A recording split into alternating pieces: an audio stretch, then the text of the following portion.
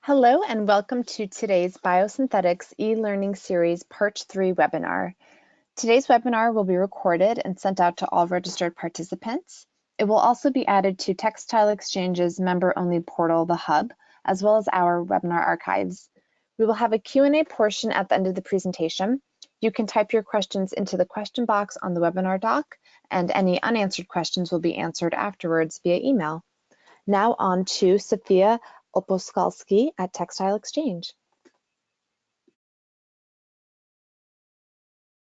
Thank you, Rita, for the introduction. Welcome everybody to the Biosynthetics e-learning series also from my side. The Biosynthetics e-learning series is initiated by the Textile Exchange Biosynthetics Roundtable. The Biosynthetics Roundtable is a network of around 80 members, including retailers and brands, suppliers, and further organizations exploring the potential of biosynthetics for the textile industry and their sustainability. And today's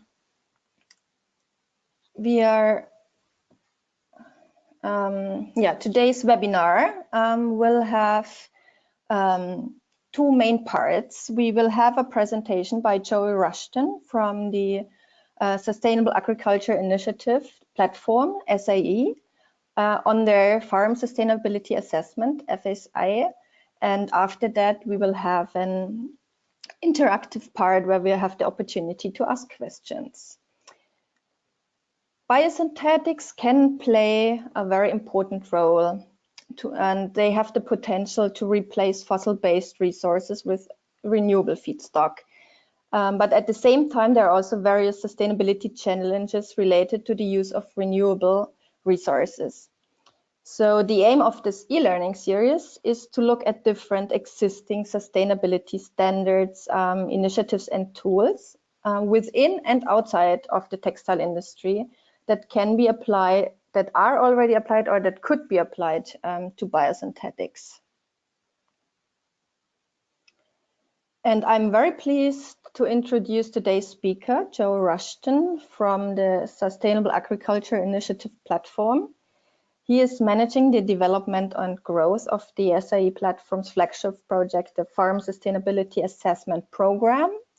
Joey has over 8 years experience in sustainability and sustainable agriculture, having previously worked for Unilever, helping to implement their Sustainable Agriculture Code and deliver on their 2020 sustainable sourcing commitments. He holds a Master of Science in Environmental Technology and a Bachelor of Science in Biology from the Imperial College in London. And before we start with the presentation, we would like to learn a little bit more about who is listening to today's webinar.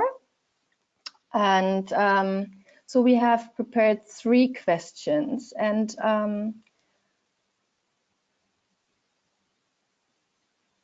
I would like to share the first question with you now. What type of company do you work for? For brand retailer, a supplier, or other? And the majority of the participants in today's webinars are brand and retailers, but we also have suppliers and others. There's still a few answers being submitted, but around 70% are brand retailers.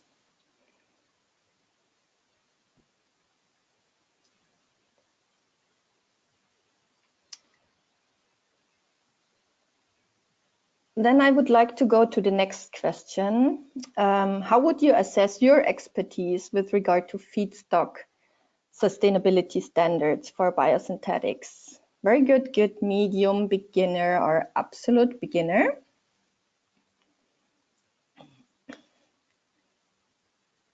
And it seems that the majority of the participants today are rather beginner level, some medium, and quite a few absolute beginners as well.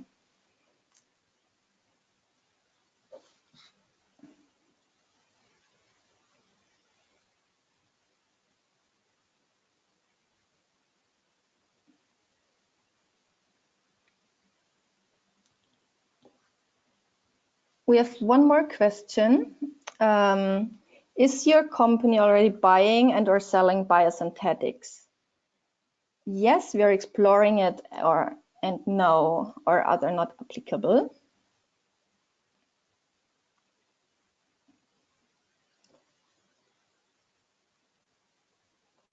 Oh, it's very interesting to see that a lot seem to explore the use of biosynthetics, but there's nobody on the call already buying and or selling biosynthetics.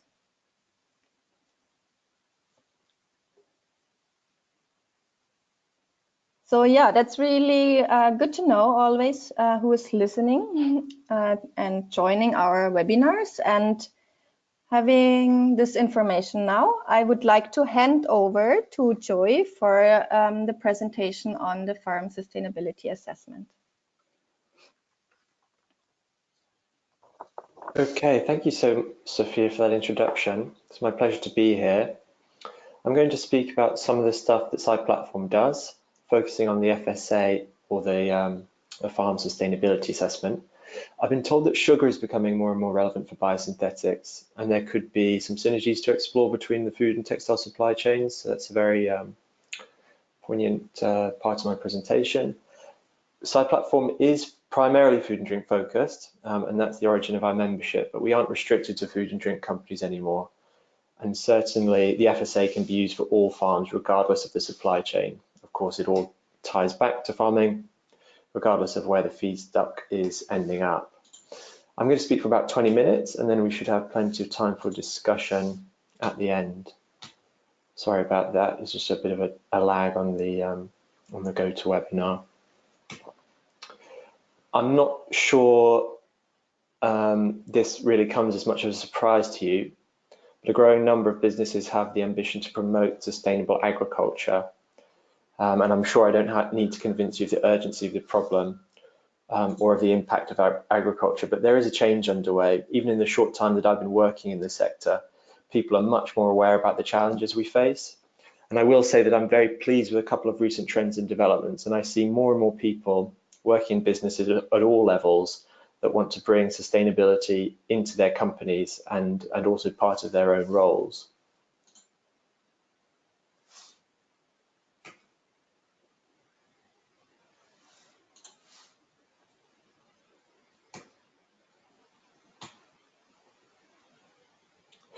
But how do you promote sustainable agriculture when you source a wide variety of ingredients across diverse supply chains from around the world? This is, of course, a real challenge that we're trying to address at SciPlatform. It's kind of like, where do you begin? You know, the task is huge. We're under-resourced. We might not even know where we buy from, let alone how sustainable it is. We might have some scattered sustainability programs, some certification. Some suppliers are telling me that they're doing good things. But how do I bring this all together and find out where the priorities for action are? And this is exactly where the FSA comes in and why SciPlatform was created. A lot of companies have tried to solve this problem internally on their own, and this has created a different problem, but more about that later. We were founded in 2002 and have grown ever since. I guess back then, pre-competitive collaboration was rarer, and even rarer in the space of sustainable agriculture. We were a forum to share, to learn from each other, to share resources, collaborate on projects and research, and try and break down silos. Sustainability is a challenge that faces the whole industry, so let's try and respond as an industry. And consumers, of course, need to trust that the big food companies and the big textile companies, they're responsible and they care about what they care about. And at SciPlatform, we want to harness that power of collaboration to get to where we need to be faster and more efficiently and with more impact. It's too big for any one company to try and fix on their own. And together, some of our members have a really great track record in collective and individual leadership. Here is a full list of our members. We're over 100 now, with 11 full-time secretariat, maybe a bit smaller than the Textile Exchange. But we do have some common members. Unfortunately, I didn't have a chance to map them. But I'm very proud to serve these companies. It's not just about that. You know, this is a community of really passionate people that really care about what they do. So behind each one of these logos, There are some really great people behind the scenes. And like any membership, the biggest value goes to those that really step up and show leadership and participate. And we're very lucky to have such an active community. One of Side Platform's resources is the FSA, or the Farm Sustainability Assessment, and it was developed through collaboration of our members, their suppliers, in turn their farmers, and external stakeholders. It was created to try and move the industry to this aligned approach, taking the burden out of assessment and allowing the companies to focus on improvement. It's my belief that if every one of our members, or if every company in the industry uses their own bespoke sourcing or procurement guideline, it's not really a sustainable way to foster sustainability. And we believe that when we all work under the same approach, impact or improvement should happen much more quickly. So that's the concept. And I guess the spark for all of this is probably the 2020-2025 sourcing targets. I think the scale of that challenge made companies think twice about going it alone. When you start to think about areas that you're less influential, or the sheer numbers of suppliers, or the tail end as it's called, the FSA becomes a very obvious choice. It's designed to be both a reference and a framework for sustainable sourcing. We want the industry to be aligned not just in terms of aims, but also approach. It's no good if the industry ends up pursuing the same reference for sustainable agriculture in 100 different ways. It's really about how you organize yourselves and your supply chains to drive change. I'm going to talk through the what, the how, and the why in that order. And I'm going to start with what the FSA is and what it does.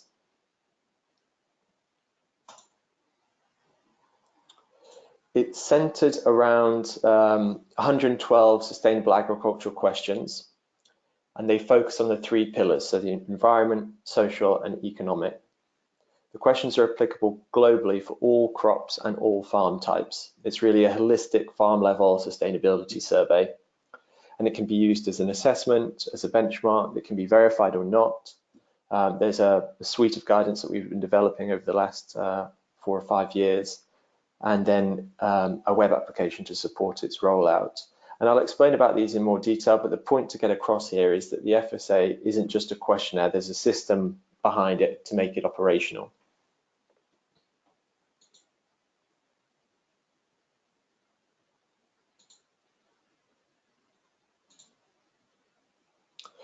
The FSA is a free tool that reduces complexity and speaks one common language.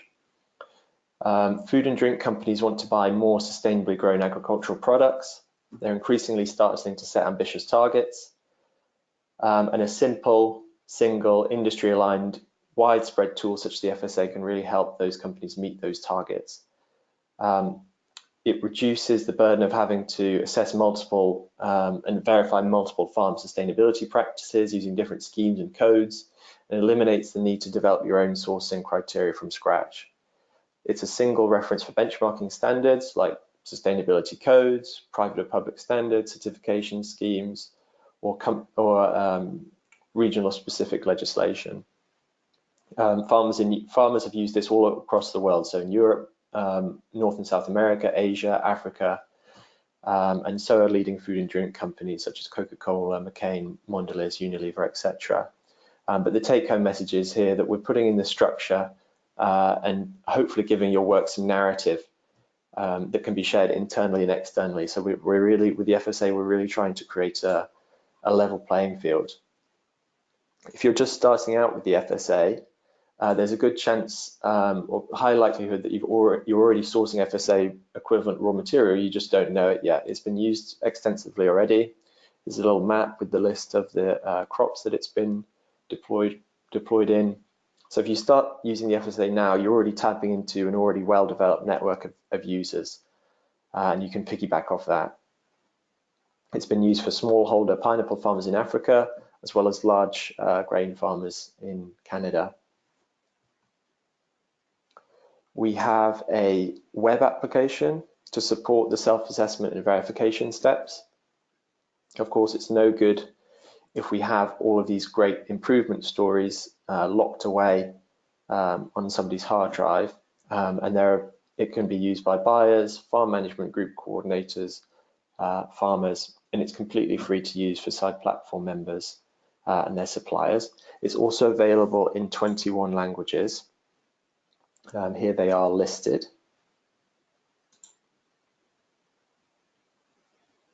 So fairly extensive. And then here are some of the side platform members that are also FSA users. The FSA is of course just applicable or just available for crops.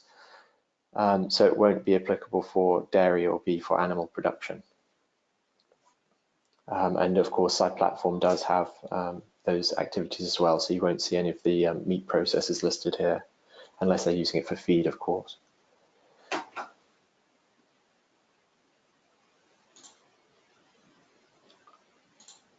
Okay, so that was really the high-level background about what the FSA is and does. Now I'm going to just talk briefly about how it works. So it follows a three-step approach of engagement, assessment, and improvement. And the first step is to engage your supply chain, and it's probably the most important step to get right. Essentially, what we're trying to do here is convince people why sustainability matters and why the FSA is the right tool for the job. So where it goes wrong is when people, or when engagement becomes too task focused. Of course, it's a really key point to get across that assessments don't drive change. People and relationships drive change. And that's what we're trying to do in the engagement step, is build better relationships and build trust. And without those two things, improvement will never happen.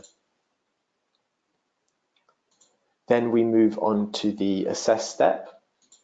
So essentially we're assessing where our supply chains are, their sustainability performance as defined by the FSA. And there are two main ways to do that: benchmarking and direct implementation. And I'll go into that in a bit more detail shortly. And then finally is the improve step. So this is understanding what can be done now the assessment has taken place about where to go next. Are there any themes in the results? What are the opportunities? What are the barriers to improvement? What can I do to best support my growers? And here you might be looking to bring in external partners, conduct training. There could be variety trials, for example. You might be looking to get better access to finance or information. And this should absolutely be done, of course, in partnership with the farmers. It's no use if we prioritize areas that aren't important to them.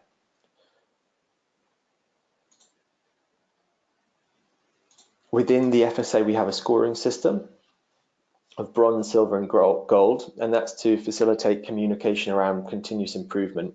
It's also a simplified way to set some goalposts. And depending on the number of essential, basic, and advanced questions, that determines the outcome, bronze, silver, or gold. In all cases, 100% of the essential topics need to be addressed, but then an increasing number of those basic and advanced questions to reach silver and gold. The important thing about this is that you can set your own company target. So it might mean that you might set gold as a target in one supply chain and bronze in another, or it might even be 100% essential target is the first step, and then bronze might be a 5-year plan. But in all cases, there's a level of flexibility. So if water isn't a particular priority for you, then of course there's no need to spend too much time focusing answering those questions, or certainly the basic and advanced variations of those questions. We then move on to the assess step, and we've called these implementation options, but what they really are is assessment options. Firstly, we have indirect implementation via a benchmarked sustainability scheme. Then we have direct implementation via self-assessment and verification. And then thirdly, or finally, is a mix of the two, or the hybrid option, as we call it. If we start with benchmarking, very simply, if I'm a company wanting to source sustainable agricultural produce, whether I'm a restaurant, processed goods, manufacturer, trader, etc., you need to first set some requirements to reference against. And in that case, this would be the FSA. And then, of course, the next step is to go about finding that raw material. And then the first step in doing that is to understand what's already going on already, and you probably want to do that quite quickly. The chances are you probably already have a good deal of information to go on already, just by looking at the third-party certifications that you're using. For example, you might have some organic in there, there might be some food safety certification, biofuel certification, quality certification, etc. That could have been a deliberate choice for your company or brand, or you might not even know that these schemes are present until you've done that first engagement step. But essentially what we're saying is, if you've done ISCC, Red Cert, on Sucre, etc., there's no need to do anything more. These programs already meet the needs or already meet our sustainable sourcing goals. So that's implementation option 1, or also known as benchmarking. And in our belief, it's much better to go with benchmarking, go with something that's locally tailor-made sustainability program that already has that engagement and buy-in. And we can benchmark third-party certifications, national legislation, as well as company-owned programs. And we have over 100 different sustainability schemes benchmarked against the FSA. You can download them from our FSA Resource Center on the SciPlatform website, and we're adding new standards all the time. So if you are using a sustainability scheme that isn't on the list, feel free to drop us a line, and we can try and get that added for you. If there aren't any applicable sustainability schemes available that suits your needs, then it's possible to use FSA off the shelf via self-assessment and verification, also known as option 2. And I often give the example here of a potato or a sugar beet. There aren't too many sustainability schemes that have been specifically designed for these farms. They're lower risk than palm oil, so you're not going to see a round table or coffee or tea, etc. So this is where the FSA self-assessment really has a great role to play and is particularly well suited. It's of course possible to use option 2 just as a diagnostic tool to understand your performance and improve. But if you want to make FSA claims, then these claims would need to be verified or supported by third-party verification. And there are a number of FSA-approved verification bodies that we've trained to assist in doing that. Here they are on the slide. The final option is a combination of both. So if we're using a standard that is partially equivalent, we can streamline the self-assessment by removing all of those topics that are already covered. So if you're using a standard that focuses on water, then we can make it much more efficient by removing or pre-answering all of those FSA questions that are related to water. Okay, so that summarizes how the FSA works, but why should you think about using it?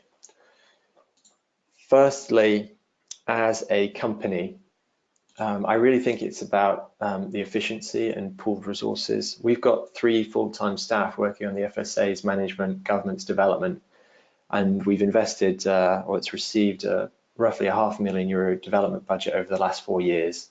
So we're doing all of that good work for you, so you can get out there and focus on what matters. It's been these sustainability programs are no small undertaking, and trying to do that alone without the consensus and industry backing is going to be a lot more challenging. Secondly is critical mass and scale, particularly at the tail end of your supply chain. It's very hard to make progress depending on what you're buying. You might be forced to use mass balance approaches rather than driving change across the whole supply base. And then thirdly is buy-in. So trying to get people to try something new is always going to be an uphill struggle. And I think the appetite for company-specific tools is getting much more challenging. And the industry-wide nature of the FSA, or you know, industry, there's a few industry programs out there that have that broad recognition. It's a much more appealing prospect. I'm going to wrap things up by talking about the benefits for farmers. And this is my final slide. The FSA really equips farmers with a lot of valuable knowledge and insights about how to improve their own performance. So I think just by filling in the questionnaire, we often hear that's a very rewarding experience and a very insightful one. Using one tool or reference or one form means significant duplication of effort. We always hear about kind of assessment fatigue or auditing fatigue, and the FSA takes all of that away. It of course reduces costs by providing a ready-made solution to communicate what they're doing and reward and recognize that good performance in a ubiquitous way. And then of course finally is to secure market access, or so by using the FSA, essentially it increases the opportunities to do business with all of these companies that are becoming much more orientated towards sustainable sourcing in their procurement. So thank you very much for listening. I guess I'll hand it back over to you, Sophia. Or Rika, I'm not sure. Yes. So thank you to our speaker today, Joe Rushton, and thank you to Sophia from Textile Exchange for your help on this as well. We'll now take some questions from all of our attendees, and you can enter them into the question box. So I'll give everyone a few moments if you have any questions to ask.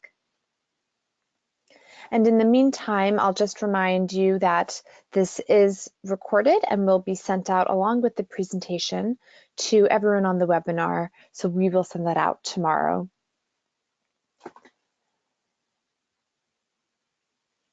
And a reminder, you can enter your questions into the question box.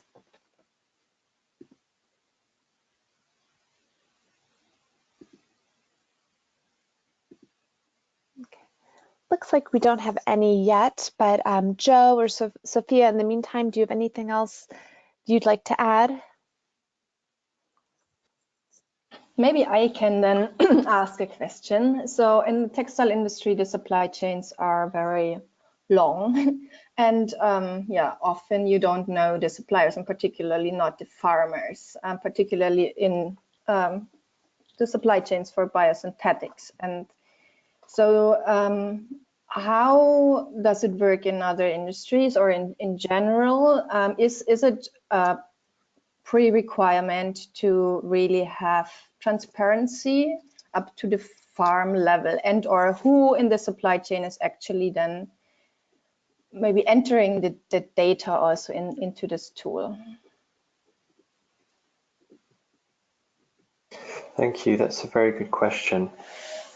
I think without having any connection back down to the farmers, working on sustainable sourcing, sustainable agriculture is going to be very, very hard. There needs to be some level of communication between you and the farmers.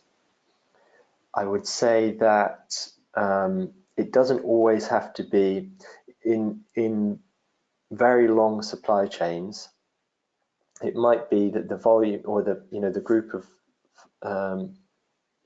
farmers that you are working with might not always necessarily end up directly back in your supply chain. So that would be the mass balance approach, where you're working with a group of farmers, but ultimately it might well, you don't have the traceability. It's a commodity market. You can't be sure that it's ending up in, you can't guarantee that it's ending up in your brands or your products, but at least there's the possibility of it, or there's a likelihood of that happening. But you can avoid a lot of the complexity in the engagement step by kind of going directly to the farmer group without having to go through all the intermediaries.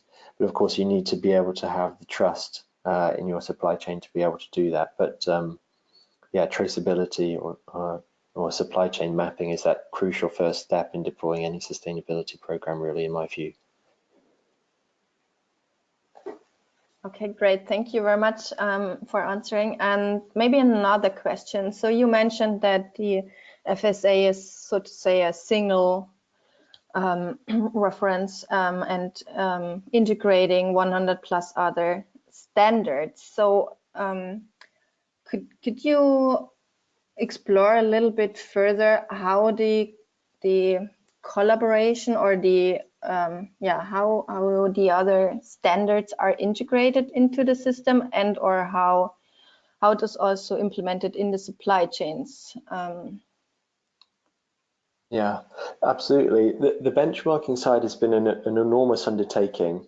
I'm not sure there's another sustainability scheme out there that has been mapped to so many different standards and legislations. It's one of the key selling points of the FSA. Of course, if we're going to try and create a single reference point for the sector, we need to understand how it fits with the other standards that are out there. The benchmarking process is fairly exhaustive, so we would go through each of the 112 FSA questions one by one and try to find a corresponding reference in the opposing scheme. And then based on that assessment and dialogue with the standard owner or the scheme owner, we'd be able to come to a joint understanding of what the FSA equivalence level is. So it might be that a scheme reaches bronze or gold or silver, or it might be partially equivalent. So that and that's a kind of standalone implementation option. So if you're using if you set a company-wide reference at silver, and ISCC meets FSA silver level, and obviously it's a verified program, there's no point re-engaging that supply chain on the FSA topics if we know that they're already being addressed and you're comfortable with that silver level target. If, for example, you're using a food safety initiative, or there is a food safety initiative being used, and it only covers the environmental or the agronomic aspects of the FSA, and it doesn't touch on social or the economic side, then in our web application, you can check the box to say that you're using, for example, Global Gap or Red Cert, just a couple of hypothetical examples, and it will pre-answer. If I'm a farmer sat there with the questionnaire in front of me, it will pre-answer all of those FSA questions that are already addressed by the scheme that you're using. So it just really minimizes the assessment burden, reducing those 112 questions right down. Okay, thanks for that, Joe. We did have another question come in, and this is from Kristen, and she asks, I'm curious about life cycle assessment.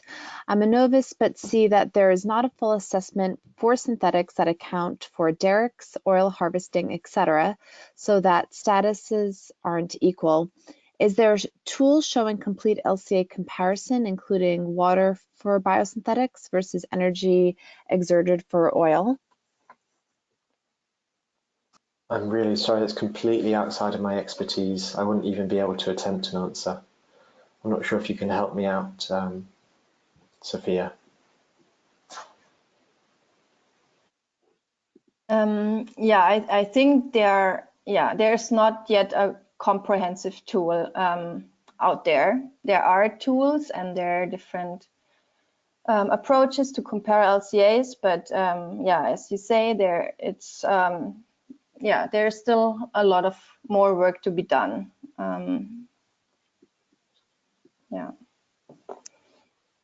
Okay, great, thank you. And if there are any other questions, this will be a last call to enter them into the question box.